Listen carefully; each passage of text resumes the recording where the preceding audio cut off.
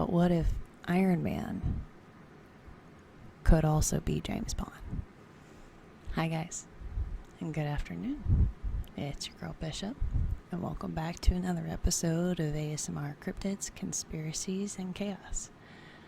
I've been debating on changing the acronym for this channel to AC3 because YouTube is not very fond of conspiracy theory YouTube videos because they don't want to, understandably, put out to the public misinformation that could possibly hurt everybody. But the purpose of these videos is to entertain. So, without further ado, I will continue with ASMR, Cryptids, Conspiracies, and Chaos. For this episode, we will talk about the mysterious Mr. Howard Hughes, but not in the same light that everyone else talks about him. Not the way that documentaries or bibliographies will go over him. We're going to go over the lesser known side of Howard Hughes. The one that deals more with the conspiracy side of things. In order to cover the conspiracies that surround Mr. Howard Hughes, it would first only be appropriate to cover what is already known about him. Where to start?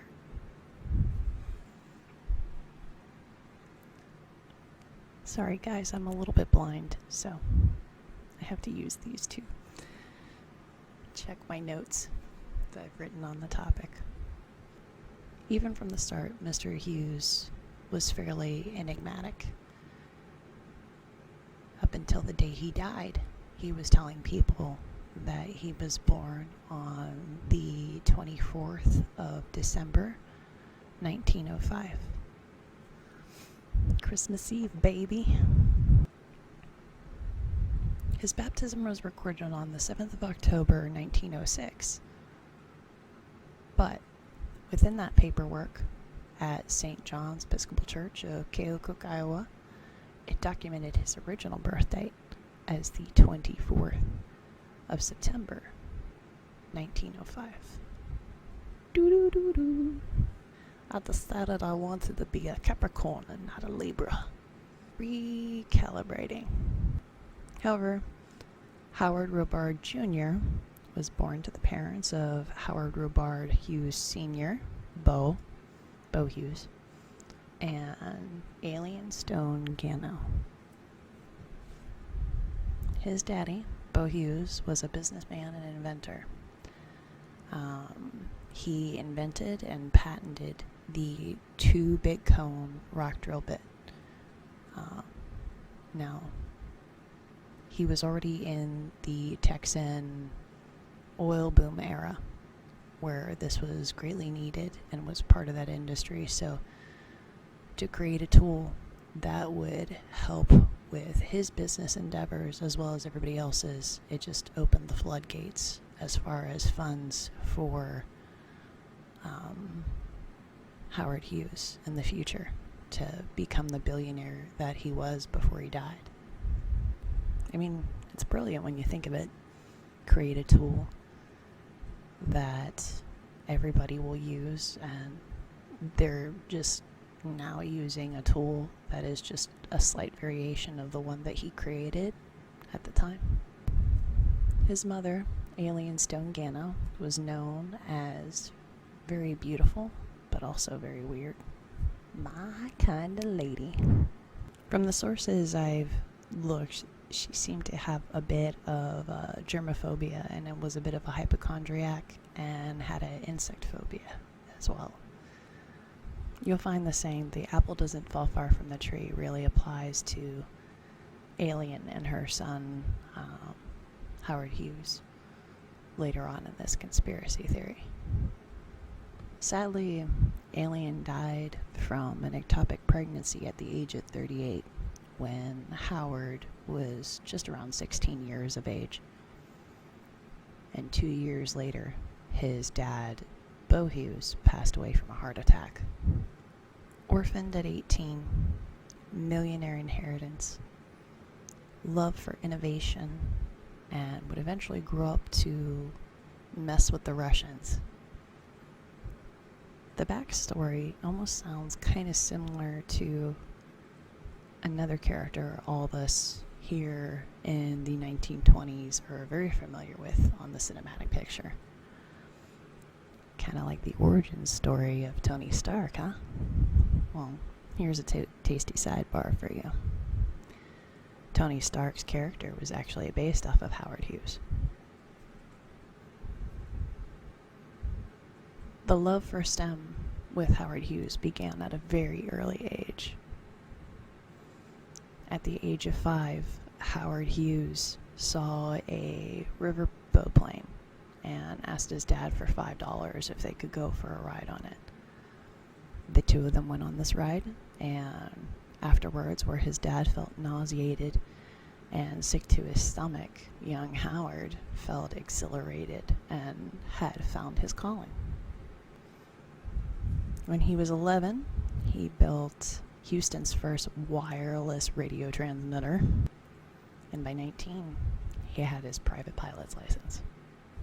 You could search all day long about Howard Hughes and what is already known about his life. He was a playboy and a womanizer. Apparently, he offered Elizabeth Taylor a cool $1 million to marry him. And although she wasn't adverse to getting married, she had been married 8 times in her life. If you look more into her history, it didn't seem like she got married just on a whim. Some of those marriages were a little sad, where one of her partners died or whatever, but she didn't take the money to marry Mr. Howard Hughes. She noped her way out of that one. Howard Hughes was also a movie producer and entrepreneur. I will link the sources down below if you are also a rabbit hole diver. As I stated earlier, the purpose of this upload is to bring attention to the lesser known side of Howard Hughes. The side where he vicariously lived through others. The side where he saw himself as a spy and member of the CIA. Howard Hughes became such a substantial financial backer of the CIA that they codenamed him the Stockholder. I mean, when you have heck you money, why not? During the 1960s presidential campaign, Howard Hughes decided that Nixon was his guy, mainly because he liked how Nixon dealt with communism. Hughes liked Nixon so much that he loaned Donald Nixon, Richard Nixon's brother, $205,000 to assist with getting his Nixon Burger restaurants in the black. When John F. Kennedy's crew found out that the Spruce Goose had loaned the exorbitant amount of money to the Nixon family for the restaurants, they had a media heyday out of it. Now, with all that money, you wonder how much of an influence you can have over politics. So as part of a conspiracy, it is believed that Howard Hughes offered both Lyndon B. Johnson and Richard Nixon both a cool $1 million to halt nuclear testing in Nevada. You have to understand, $1 million in the 1960s is about $8.7 million today. It's quite a bit of money. By the mid-1960s, Howard Hughes had become a bit of a hermit. Eventually, this would come out in full force.